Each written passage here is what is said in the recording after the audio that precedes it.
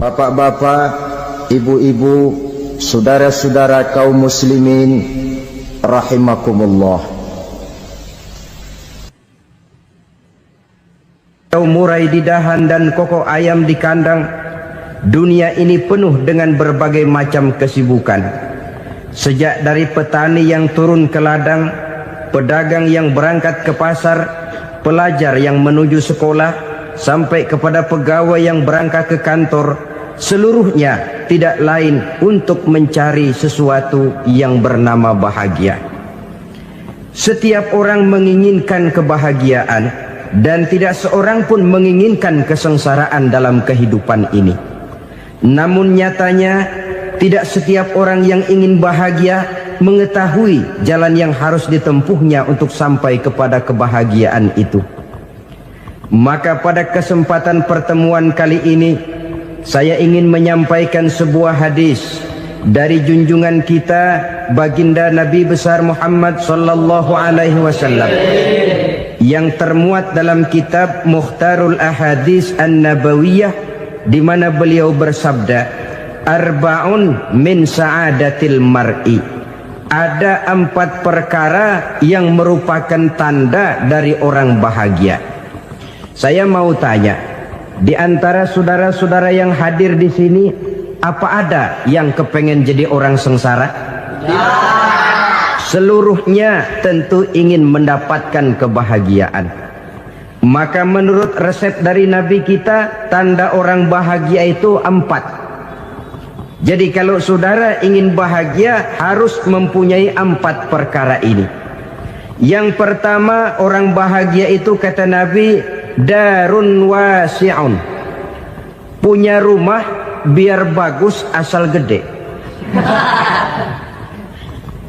Enak ngaturnya, daripada sudah punya rumah kecil, adanya di pinggir kali, gubuk, kalau hujan bocor, miring lagi, kiamat.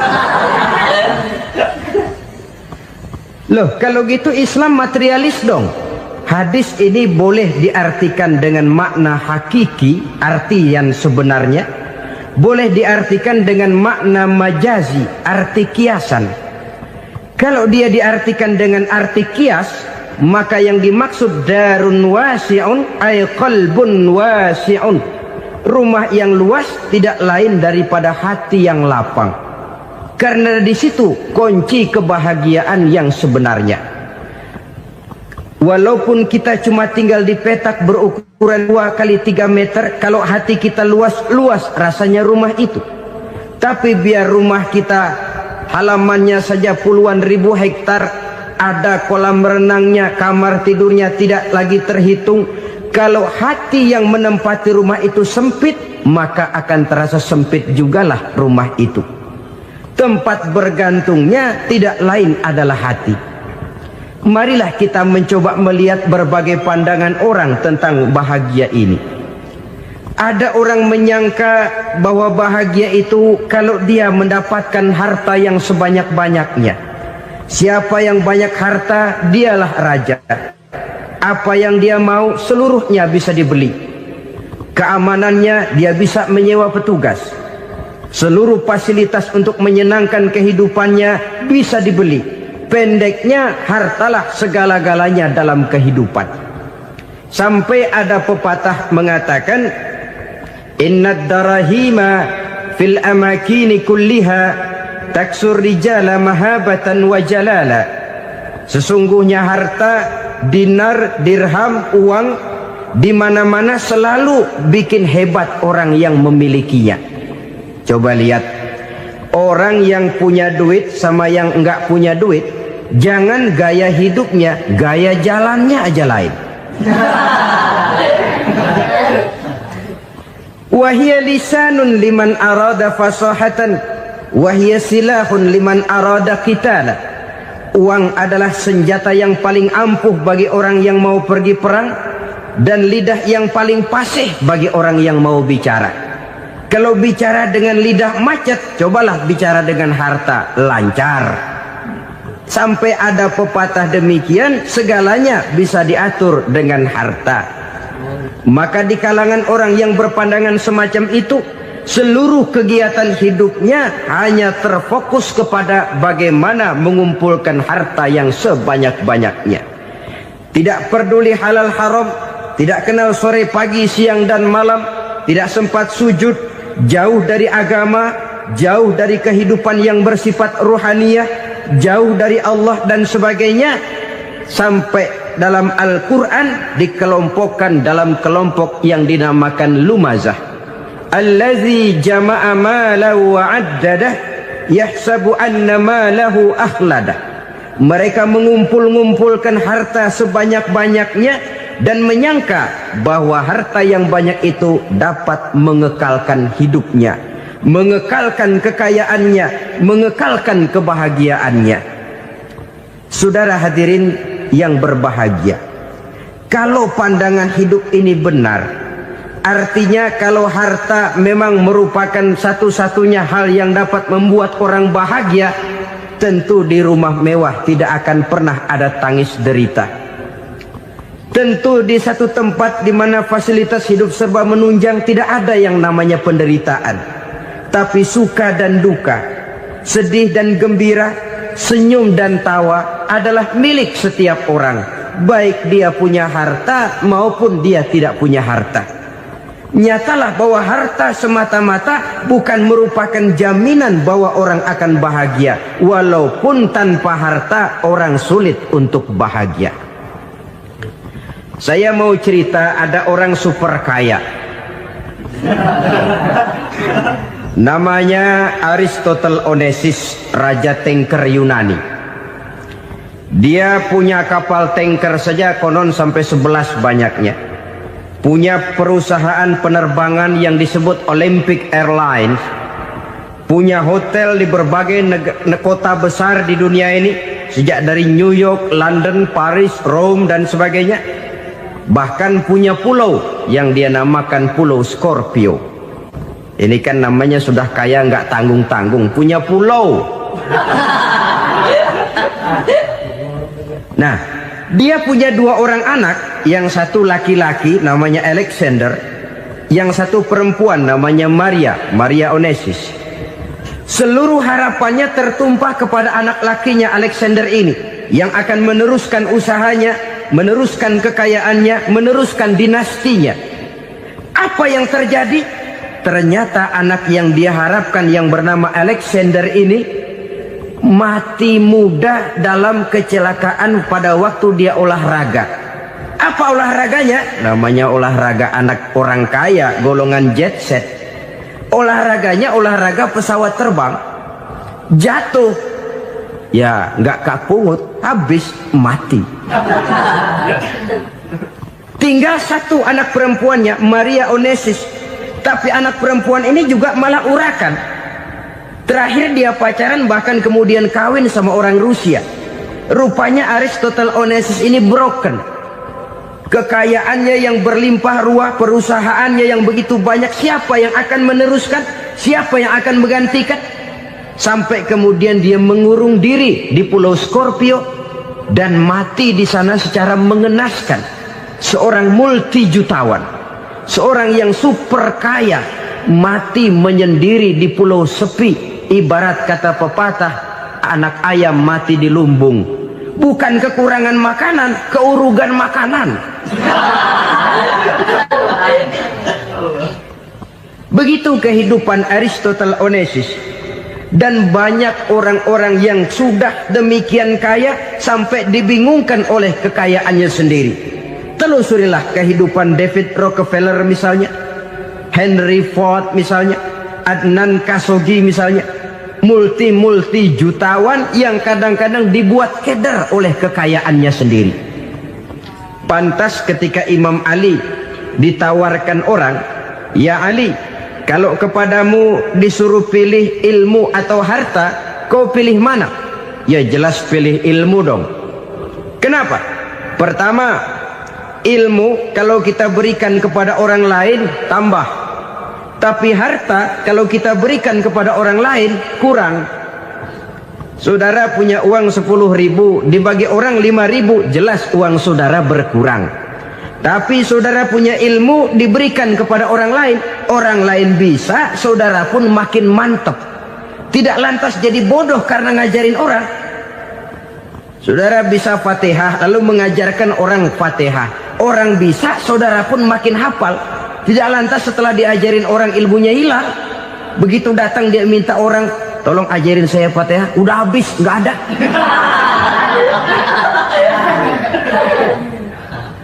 Yang kedua kata Imam Ali, ilmu menjaga kita. Kalau harta, kita yang harus jaga.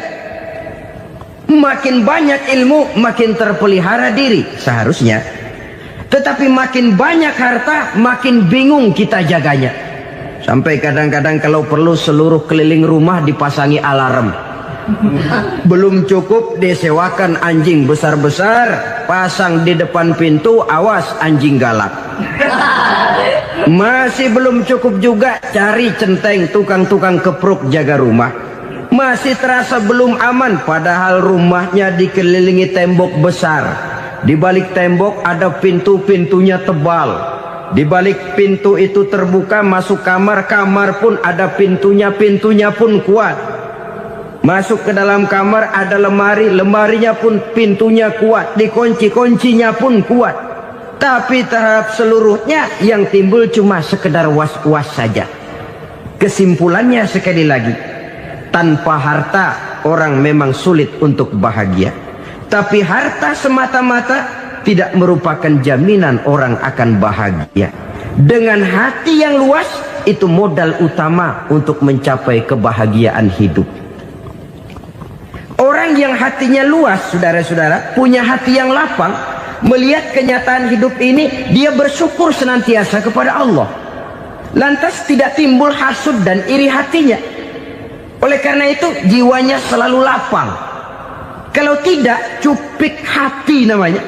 Dangkal pandangan, tidak senang melihat orang lain dapat nikmat, dan itu sering dijadikan contoh.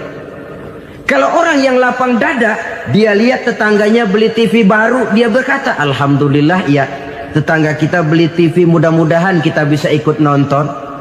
Lapang dadanya. Tapi orang yang sempit hati, lihat tetangga beli televisi, meriang. Enggak diapa-apain, meriang. Besoknya dengar tetangga beli motor, makin sakit, ke rumah sakit. Lalu di rumah sakit dengar tetangganya beli mobil, mati. Disiksa oleh perasaannya sendiri. Orang kalau hati sudah sempit dalam hidup, kemanapun dia pergi, sempit rasanya medan kehidupannya. Kemudian kita melihat juga ada orang yang menilai bahwa bahagia itu katanya kalau punya kedudukan yang tinggi, pangkat yang agung, wibawa yang besar. Mungkin betul, tapi mungkin juga tidak. Bergantung kepada hati orang yang punya pangkat itu. Sama dengan harta tadi. Harta akan membawa bahagia kalau dia jatuh ke tangan orang yang berhati lapang. Tapi harta akan jadi bencana kalau jatuh ke tangan hati orang yang sempit. Pangkat akan membawa bahaya kalau jatuh di tangan hati orang yang sempit. Lebih dari itu, kenyataan mengajarkan kepada kita bahwa ternyata pangkat dan jabatan tidak selamanya memberikan kebahagiaan dalam kehidupan. Bahkan resikonya kelewat besar. Beberapa bukti kita bisa ambil dari para pemimpin dunia yang menjadi korban lantaran pangkat dan jabatan yang disandangnya. Saudara ingat Presiden Abraham Lincoln dan John Kennedy dari Amerika? Dibunuh orang. Park Chung-hee dari Korea Selatan, Ziaur Rahman dari Bangladesh, Anwar Sadat dari Mesir, terakhir Indira Gandhi dari India, menjadi korban dari pangkat dan jabatan yang disandangnya dari orang-orang yang tidak senang dia memegang jabatan itu. Dia akan mudah mengundang bencana. Sehingga pantas kalau seorang presiden terkemuka Amerika, Harry Truman namanya, dia mengatakan jabatan presiden itu, kata dia, seperti orang nunggang macan, naik macan. Harus kita taiki, kalau enggak dia bakal nerekam kita. Ngeri katanya. Adapun orang yang hatinya lapang, kalau dia menerima pangkat dan jabatan, dianggapnya itu satu kesempatan untuk berbuat baik. Tapi orang yang berhati sempit, menerima pangkat dan jabatan, bukan kadang-kadang menerima, malah berusaha setengah mati mencapai dengan segala cara. Kalau perlu jilat atas, jilat atas. Jadi golongan sumuhun dawuh. Jadi kelompok kulon nuwun, yes sir, yang kerjanya cuma oke bos. Kalau perlu jilat atas, jilat atas. Kalau perlu injak yang bawah, injak yang bawah. Perlu sikut kiri kanan, sikut kiri kanan. Yang penting pangkat dapat, jabatan dapat. Orang yang semacam ini, kalau sudah mempunyai pangkat dan jabatan, biasanya dia tidak menganggap itu sebagai amanah, tidak menganggap sebagai kesempatan berbuat baik, tapi malah kesempatan untuk memperturutkan hawa nafsunya yang dilatar belakangi oleh kesempitan hatinya tadi.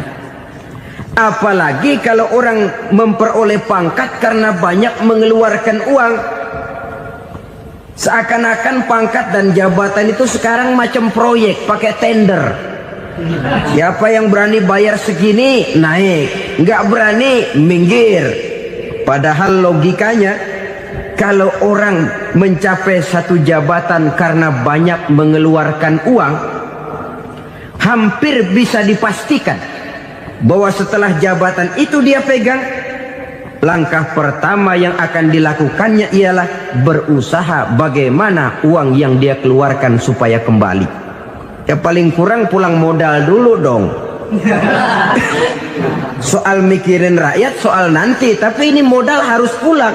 Itu celakanya kalau orang memperoleh pangkat dan jabatan cuma karena banyak mengeluarkan uang. Jarang orang yang mempunyai keyakinan dan pandangan bahwa pangkat dan jabatan merupakan amanah. Jadi sekali lagi, pangkat dan jabatan mungkin saja membawa kebahagiaan kalau jatuh ke tangan orang yang berhati lapang. Tapi bisa jadi bencana kalau dia jatuh ke tangan orang yang mempunyai hati yang sempit. Dan lagi-lagi stresnya hati yang lapang. Lalu sebagian orang, saudara, ada yang berpandangan katanya bahagia itu kalau jadi orang terkenal, mempunyai popularitas, menjadi idola di kalangan remaja, di kalangan orang tua, di segala lapisan masyarakat. Padahal makin populer orang, makin terikat dia. Ya kalau macam kita ini kan nggak punya nama, nggak populer, tengah malam buta mau nongkrong di warung Tegal aman. Tapi pangkat, jabatan, kedudukan, popularitas menyebabkan kita diikat dengan berbagai macam peraturan. Cuma mandi sama ke WC saja yang nggak dikawal.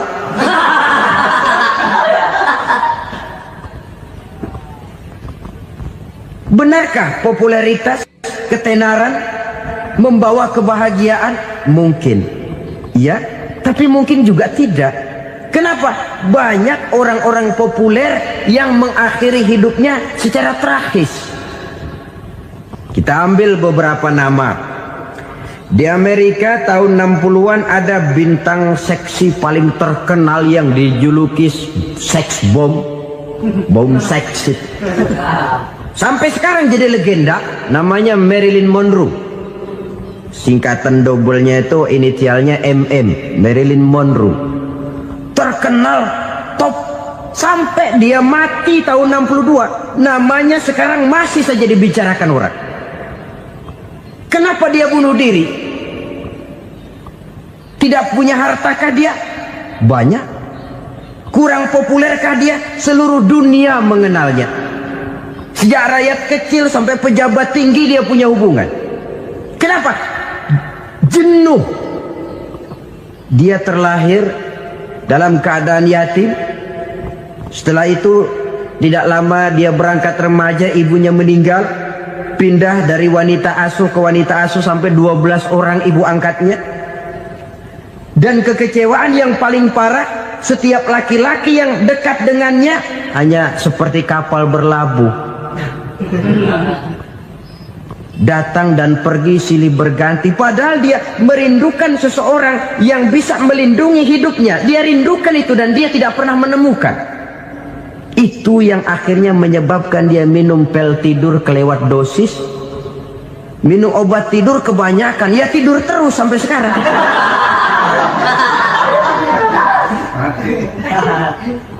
Dia mengakui, saya telah memiliki ketenaran, tapi saya tidak pernah hidup dalam ketenaran itu. Saya pandai main sandiwara, tapi saya ingin hidup dalam alam yang real sebagaimana umumnya orang. Itu yang dia rindukan. Menyusul jejak yang namanya Marilyn Monroe ini, Billie Holiday, saudara kenal tentu, di rumah sakit dirawat. Dia juga minum obat overdosis, mati lagi. Jimi Hendrix minum obat tidur overdosis kelewat batas, mati lagi. Lalu yang menghanyutkan diri di danau, Janis Joplin dan Brian Jones. Ini orang-orang populer, orang-orang terkemuka yang mengakhiri hidup secara tragis, bukan karena tidak terkenal, mungkin karena sudah saking terkenalnya. Contoh paling belakangan, Bruce Lee. Wah, ini tukang-tukang kepruk tentu kenal siapa dia. Sampai sekarang pun tabir kematiannya masih merupakan misteri. Dan yang masih hidup juga menunjukkan gejala yang aneh. Michael Jackson, rumahnya di Beverly Hills itu dijaga sedemikian rupa, dan dia selalu curiga kepada setiap makanan harus steril, bersih dari segala macam kimia. Kemana dia pergi, itu tukang-tukang kepruk sudah selalu menjaga dan mengawal, dan dia seakan takut menunjukkan mukanya yang asli. Hingga kalau tampil ke tengah di luar show, dia kadang memakai pakaian yang tidak menunjukkan dia yang sebenarnya, takut dikenali orang. Ternyata popularitas sering jadi momok yang meracuni kehidupan manusia. Oleh karena itu, benarlah junjungan kita pada saat beliau mengajarkan orang akan bahagia kalau dia mempunyai hati yang lapang. Nah, sekarang masalahnya untuk mendapatkan hati yang lapang, caranya bagaimana? Kita kembali kepada konsep Quran. Allah mengajarkan, ala inna bi dzikrillahi tatmainnul qulub. Ketahuilah bahwa dengan banyak mengingat Allah, hati akan tenang, jiwa akan lapang. Dengan kata lain, dekat dengan agama, merasakan kehadiran Allah dekat dalam hidup. Itu muara pertama untuk mencapai hati yang lapang. Ala inna bi dzikrillahi tatmainnul qulub. Jangan macam orang sekarang ingin mendapatkan ketenangan lalu tapak di puncak gunung, di gua-gua, di tempat sepi. Iyalah kalau nggak ada ular. Kalau tergigit ular berbisa, ketenangan belum, mati jelas itu. Islam positif untuk mendapatkan ketenangan. Ala inna bi dzikrillahi tatmainnul qulubi. Bahwa ketahuilah bahwa dengan banyak mengingat Allah, hati akan tenang, jiwa akan lapang, nuansa pikiran akan luas. Karena yang namanya bahagia ada dimanapun manusia berada. Di kampung ada bahagia, di kota ada bahagia, di ngarai, di lembah, di gunung, di hutan, di lautan, di angkasa luar, dimanapun bahagia itu ada kalau kita bermodalkan hati yang lapang ini. Dan hati akan lapang kalau kita dekat dengan agama. Dekat dengan harta buat sementara hati mungkin tenang, tapi ketenangan yang relatif dan temporer. Apalagi orang tiap kali tambah harta, tiap kali tambah rencana. Itu wajar. Mungkin sebelumnya saudara berpikir, kalau punya duit 5.000 enak nih. Begitu punya duit 5.000, aduh sayang kalau 10.000 aja. Tiap kali tambah harta, tiap kali lain rencana. Makin banyak rencana, makin menjauhkan kita dari yang namanya ketenangan. Padahal ketenangan merupakan unsur utama untuk mencapai bahagia. Dan ketenangan itu bermuara dalam hati manusia. Tengoklah kehidupan ini. Orang yang banyak harta dengan orang miskin, berbedakah rasa sakit yang mereka tanggungkan? Rasanya tidak. Walaupun si kaya tidur di kasur empuk berselimutkan sutra mahal, sementara si miskin meringkuk di balai bambu yang keras dan kasar. Apabila maut datang, dia juga tidak pernah pilih bulu. Maut datang menjemput si kaya di singgasana keemasannya, dikelilingi oleh para pengasuh, dayang dan idang serta para pengawal. Dan maut pun datang menjemput si miskin papa, sehingga ia tergelepar di tepian jalan. Kedua-duanya bernama mati. Kalau nyata bahwa sakit yang ditanggung si kaya tidak beda dengan sakit yang ditanggung si miskin, bukan harta semata yang membuat orang bahagia. Hati yang tenang, jiwa yang lapang penuh kedamaian, karena banyak berzikir dan mengingat Allah, itu merupakan modal utama untuk mencapai sesuatu yang bernama bahagia.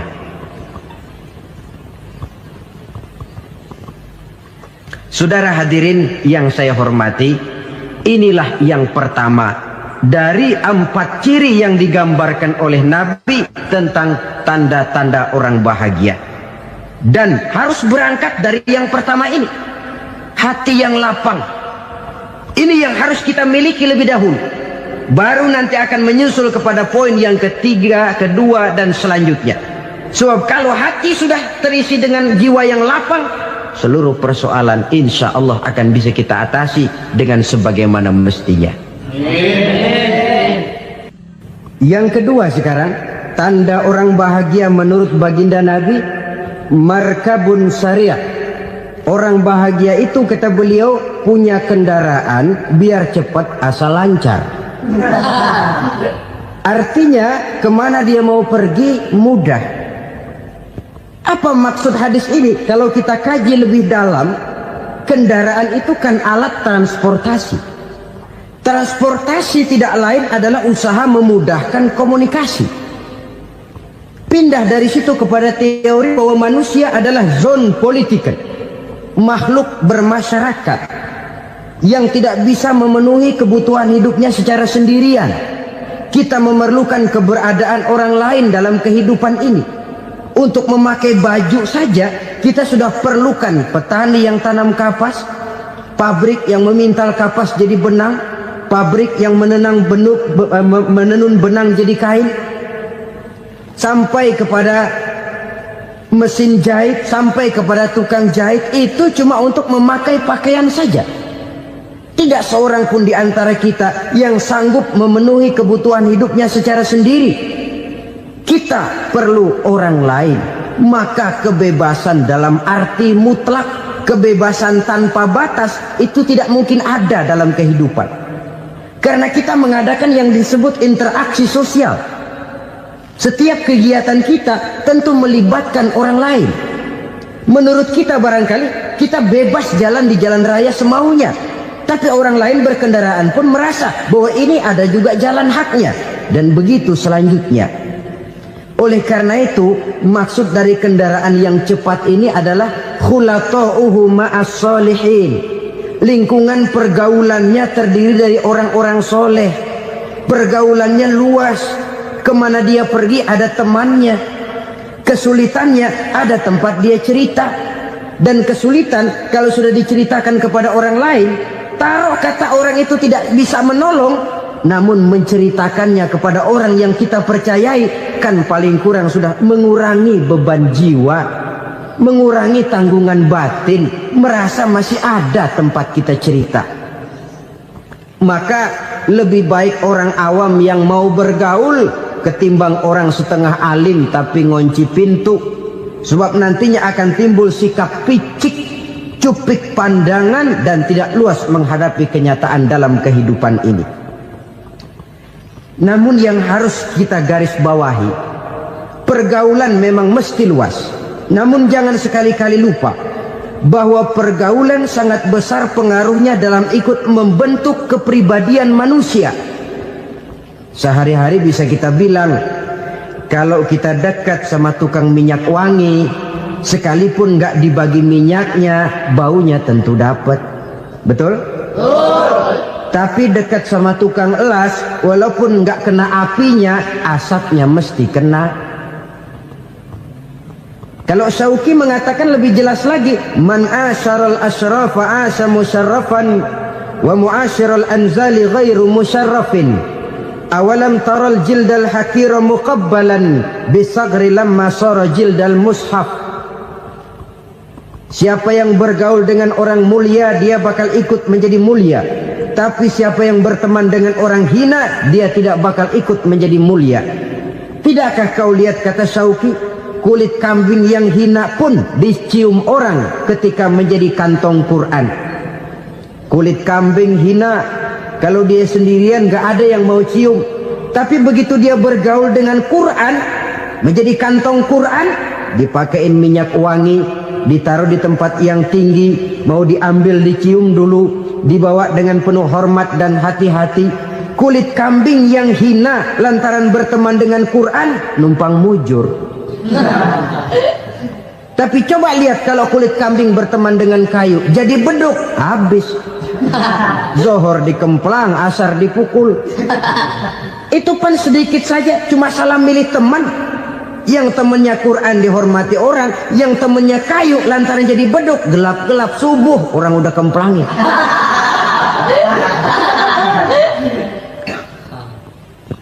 Maka terutama kepada adik-adik remaja yang masih mencari identitas diri, yang ibarat kaset masih kaset kosong, mudah diisi oleh apapun, pandai-pandailah memilih teman dalam bergaul.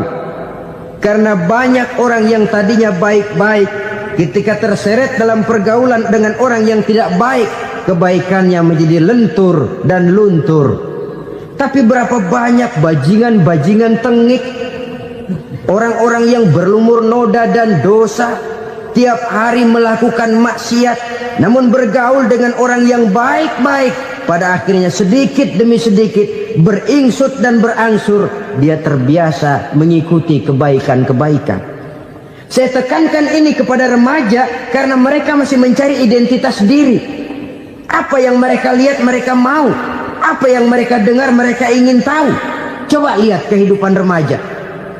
Pulang nonton film Rambo, pengen jadi Rambo, gagah, maunya belekai melulu.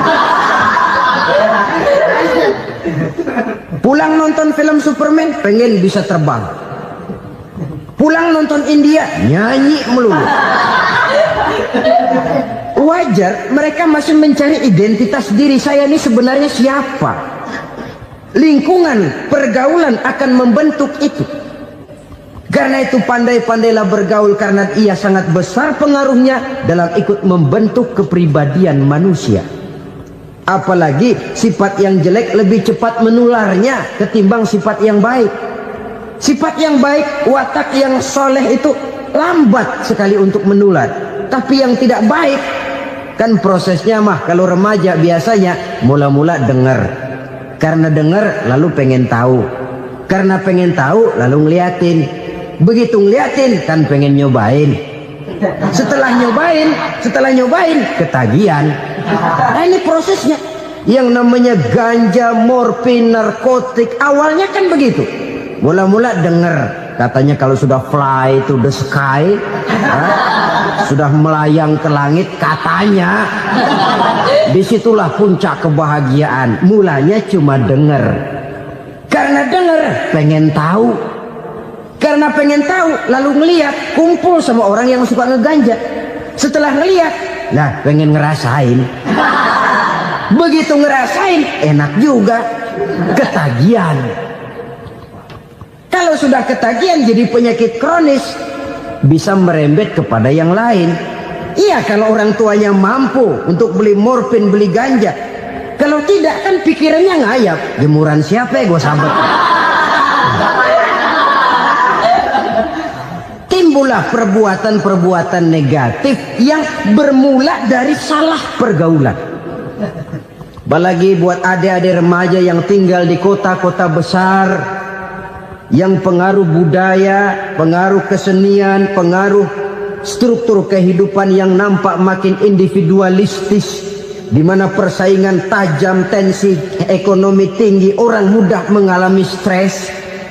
Pandai-pandailah dalam bergaul, sekali lagi, karena ia sangat besar pengaruhnya dalam ikut membentuk kepribadian manusia.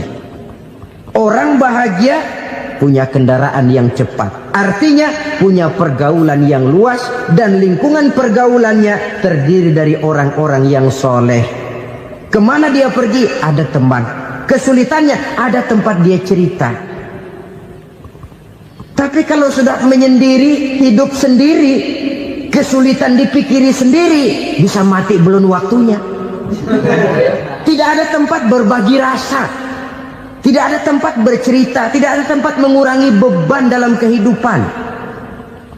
Pantas betul kalau Islam sangat menggalakkan dan menganjurkan orang kalau sudah sampai waktunya itu untuk melangsungkan nikah. Kata Nabi, ya ma'syaras syabab man istata'a minkumul ba'at falyatazawwaj. Hai para pemuda, kalau sudah mampu memberi nafkah, kawinlah, nikahlah kamu. Kenapa? Sudah ada teman hidup, tempat berbagi rasa. Kesulitan kalau ada tempat cerita akan lebih ringan ketimbang kita telan sendiri, walaupun bobot kesulitannya sama beratnya. Saudara-saudara kaum muslimin rahimakumullah, inilah ciri yang kedua, punya kendaraan biar cepat asal lancar. Kemana kita mau pergi gampang. Dengan kata lain, setelah hati yang luas, pergaulan yang luas. Dua.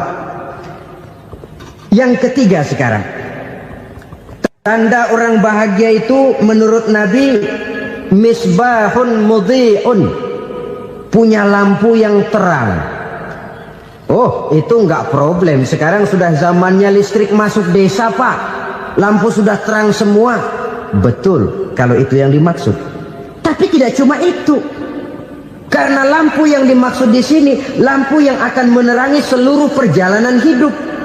Dan perjalanan hidup itu sudah dimulai sejak kita terlahir ke alam ini, sampai masuk ke alam barzah, kumpul di padang mahsyar, sampai ke akhirat. Lampu yang menerangi itu yang diperlukan. Kalau lampu, katakanlah yang paling top sekarang kan lampu jenis Mercury. Taruhlah itu di rumah kita, dia cuma menerangi rumah kita, menerangi hati pun tidak sanggup. Bila kita masuk ke alam barzah, alam kubur, sanggupkah si Mercury yang begitu terang menerangi alam barzah kita? Tidak sanggup lagi. Sanggupkah lampu yang ratusan watt, bahkan puluhan ribu watt menerangi kehidupan di padang mahsyar? Tidak akan sanggup lagi. Kalau demikian, yang dimaksud lampu yang terang di sini apa? Tidak lain amal soleh, kebajikan yang kita lakukan dalam hidup. Itu yang akan jadi lampu penerang. Di dunia nama kita akan terang. Jasad kita boleh hancur terkubur tanah, tapi nama kita akan dikenang orang. Begitulah kalau orang meninggalkan kebajikan dalam hidup seperti sekarang. Ribuan orang tiap saat berziarah ke kubur Imam Syafi'i, ke kubur Imam Malik, ke kubur Imam Ghazali, ke kubur orang yang baik-baik, orang yang soleh-soleh. Kebajikannya yang ditinggalkan, yang mengukir namanya dengan tinta emas. Sehingga saudara sudah terbaring di alam kubur, orang lewat, Allah, ini kuburannya Fulan bin Fulan, dulu ini kebaikannya Masya Allah, saya ikut merasakan. Mari kita mampir sebentar, kita Fatihah. Mohon disampaikan Allah pahalanya kepada almarhum. Al-Fatihah. Itu kalau orang baik-baik.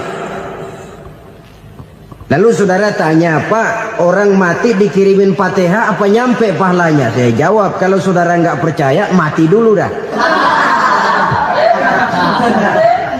Nanti saya Fatihain, tungguin di sana. Umpama nggak sampai, balik lagi kemari. Sekarang ini kan maunya otak-otakan saja. Kalau nggak masuk otak, nggak percaya. Padahal alam gaib itu nggak bisa diotak-otakin. Sama saja dengan saudara pernah dengar cerita kapal Tampu Mas tenggelam tak? Pernah nggak? Di mana? Lembo.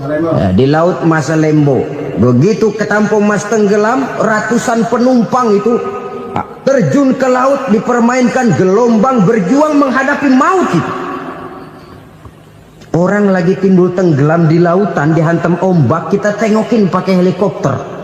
Pak, lagi timbul tenggelam ya? Iya, tolongin. Jangan khawatir Pak, nih saya kirim intan Pak, harganya 10 juta. Kira-kira orang yang timbul tenggelam di laut seneng nggak? Tidak. Kan mahal toh intan 10 juta. Kenapa dia nggak senang? Karena intan 10 juta dalam kondisi seperti itu tidak sanggup menyelamatkan dia. Dia akan girang kalau dikirimin ban mobil bekas, dikirimin papan terentang atau bambu. Intan yang 10 juta dia nggak girang, ban mobil bekas yang 1000 perak tuh pegang, itu yang dia girang betul. Inilah sebabnya Nabi berkata, mal mayyitu fi qabrihi illa kal ghariqil mutaghawwis. Orang yang meninggal di alam kuburnya seperti orang timbul tenggelam di lautan. Yantaziru da'watan min ahli, menunggu doa dari keluarganya yang masih hidup. Duh, bapak saya sudah meninggal, saya sayang benar sama dia. Kirimin kulkas ke kuburannya Itu sama saja dengan tadi orang tenggelam di lautan dikirimi intan yang harganya 10 juta, ndak sampai. Begitulah kalau kebajikan yang kita tinggalkan dalam hidup, sudah mati pun kubur kita masih diziarahi orang. Tapi kalau jahat yang kita tinggalkan, boro-boro lah orang mau doa lewat dekat kuburan kita juga serem. Tuh bajingan no, dulu mati dipendem di situ tuh. Jangan lewat situ, ntar kesurupan, jangan. Lewat saja orang ngeri. Konon lagi membacakan Fatihah dan mengirimkan doa. Hidup pada hakikatnya adalah kesempatan untuk berbuat baik. Maka sekali kesempatan itu diberikan, manfaatkan dengan sebaiknya. Sebab kesempatan kedua tidak akan pernah ada. Kesempatan berbuat baik di sini, di akhirat sudah pembalasan namanya. Sekali kesempatan itu dicabut, dia tidak akan pernah dikembalikan lagi. Kata Iqbal, hidup tidak mundur ke belakang, Bung. Berhenti diinjak orang, mundur hancur. Tidak ada kata mundur dalam hidup ini. Berhenti diinjak orang, mundur kecebur. Tidak ada kata lain, harus maju dalam kehidupan dalam artian yang positif. Hidup adalah kesempatan untuk mengumpulkan kebajikan yang sebanyak-banyaknya. Di situ nilai daripada manusia. Sekarang ini memang nggak kelihatan kok, orang yang banyak pahala sama yang banyak dosa nggak kelihatan kok.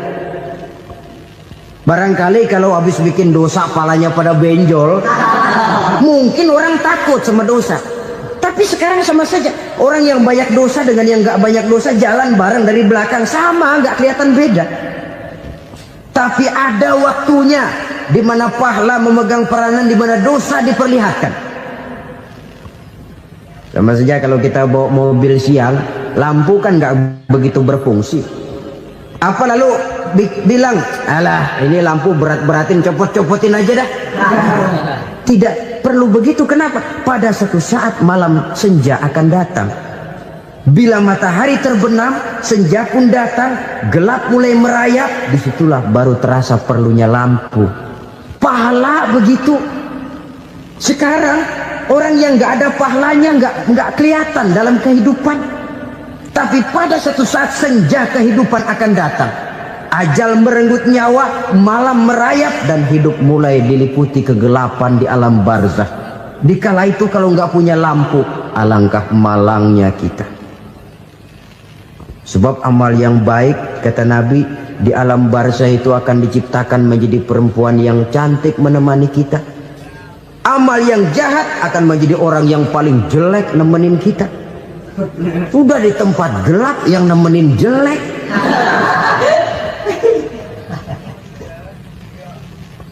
Kaum muslimin rahimakumullah. Kalau demikian masalahnya, tergantunglah kita pandai memanfaatkan waktu. Al-waktu kasayf. Waktu itu cepat sekali. Yang namanya waktu itu tahu-tahu. Tahu-tahu. Udah tahun 87. Tahu-tahu. Udah begitu. Tahu-tahu. Yang kemarin anak-anak, sekarang udah pada punya anak. Tahu-tahu saja itu. Begitu cepat waktu berlalu.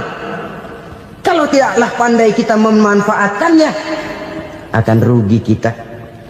Nabi bersabda, "Man kana yaumuhu khairun min amsihi fahuwa rabih." Barang siapa yang hari ini lebih baik daripada hari kemarin, itu orang untung. Hari ini lebih baik daripada kemarin. Bulan ini lebih baik dari bulan kemarin. Tahun ini lebih baik dari tahun kemarin. Itu orang yang beruntung. Tahun kemarin sembayangnya maghrib doang, sekarang udah tambah isya. Tahun kemarin cuman Idul Fitri aja ngancem bener, sekarang udah tambah Jumat, lalu tambah lagi maghrib, tambah lagi isya, dan selanjutnya. Hari ini lebih baik daripada kemarin, itu orang yang beruntung. Wa man kana yaumuhu mislu amsihi fahuwa khasir. Lalu barang siapa yang hari ini sama saja dengan hari kemarin, itu orang rugi. Hari ini sama dengan kemarin, rugi itu. Bulan ini begitu, bulan kemarin begitu, tahun ini begitu, tahun lalu juga begitu. Rugi itu orang. Rugi apa? Rugi umur. Umur tambah, amalan gak pernah tambah. Dan saya pikir lebih merupakan azab ketimbang nikmat kalau orang dikasih panjang umur cuma untuk numpuk dosa. Mending mana? Panjang umur banyak dosa sama pendek umur dikit dosa? Mending mana? Mending mana? Ya, paling mending tentu panjang umur banyak pahala. Tapi kalau tidak, sekali lagi, lebih merupakan azab ketimbang nikmat kalau orang diberikan panjang umur tapi cuma untuk sekedar menumpuk dosa. Kehilangan kesadaran bahwa dunia bukan terminal akhir dari satu perjalanan. Dia cuma halte di mana kita berhenti sebentar untuk menuju kepada terminal yang hakiki. Saudara-saudara kaum muslimin rahimakumullah. Inilah lampu yang akan menerangi kehidupan. Amal yang kita lakukan di dalam kehidupan. Jadi yang dimaksud dengan lampu yang terang, kebajikan yang kita kerjakan dalam hidup. Nah, setiap orang di awal tadi saya bilang ingin bahagia. Bahagia itu kan hakikatnya kumpulan senang dan selamat. Senang, selamat. Apa bedanya? Senang tapi tidak selamat, nggak bahagia. Selamat tapi nggak senang, nggak bahagia orang.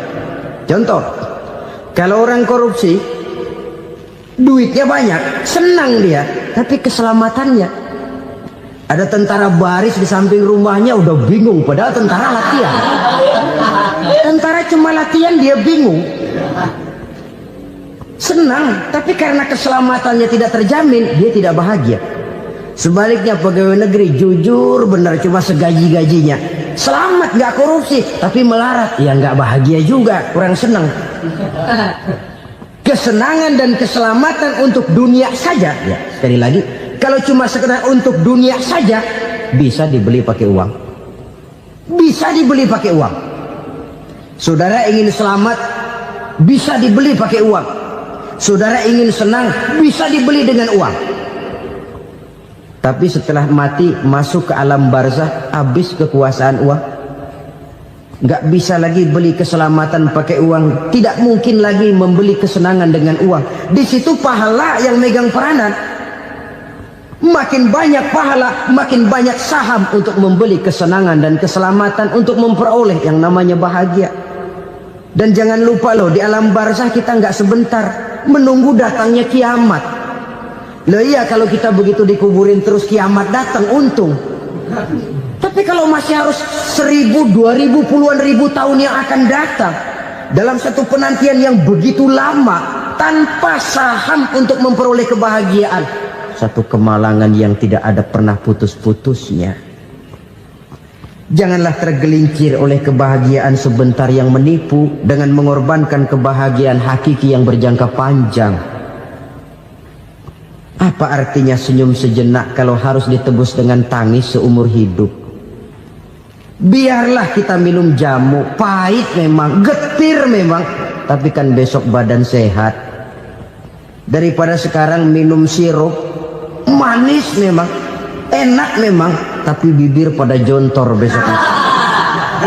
sirawan, batuk, nggak karu-karuan. Banyak orang tertipu oleh kesenangan yang sebentar. Padahal laisa kullu ma yalma'u zahaban. Belum tentu semua yang berkilat itu emas. Belum tentu semua yang gemerlap itu intan. Karena itu marilah manfaatkan kesempatan yang diberikan Allah ini untuk mengumpulkan kebajikan yang sebanyak-banyaknya. Yang terakhir sekarang, yang keempat, tanda orang bahagia kata Nabi. Zaujatun salihah. Orang bahagia itu tanda yang keempat kata Nabi, punya istri biar cakep asal taat. Sudah surga itu sudah. Cakep taat. Istri kayak gitu, kalau belum mati jangan dikuburin dulu. Sudah cakep taat lagi. Tapi kadang-kadang enggak, udah jelek ngadat melulu. Apa yang mau dipilih? Sebab itu Quran mengatakan istri pakaian untuk suami, suami pakaian untuk istri. Kenapa suami istri diibaratkan pakaian? Alangkah tingginya gaya bahasa Quran ini.